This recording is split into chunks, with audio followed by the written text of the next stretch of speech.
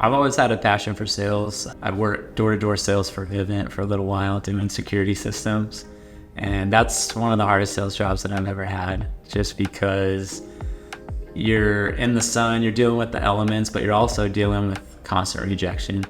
So I knew from an early age that door-to-door sales was not something that was going to work out for me.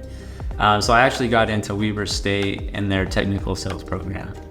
And technical sales said, there's two ways that you can make the most money as a salesperson. You can either sell pharmaceutical or you can sell construction, like construction supplies. I was able to get in as a pharmaceutical rep with the territory, and it was really difficult. There's a lot of travel, a lot of driving time. It was really, 80% travel, 20% I was home.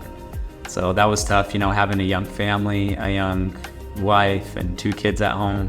Burnout was real. Like, it was really difficult to be able to succeed, because it was, if you didn't manage your territory and if you didn't sell, you didn't get a paycheck, right?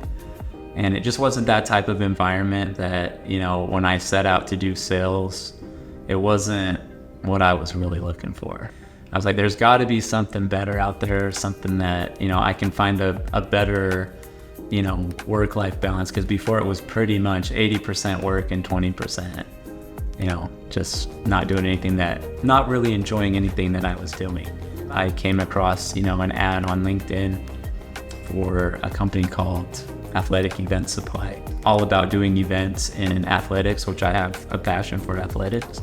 So I thought, hey, why not give it a shot? And here I am 7 years later. We changed the name from Athletic Event Supply to Strike.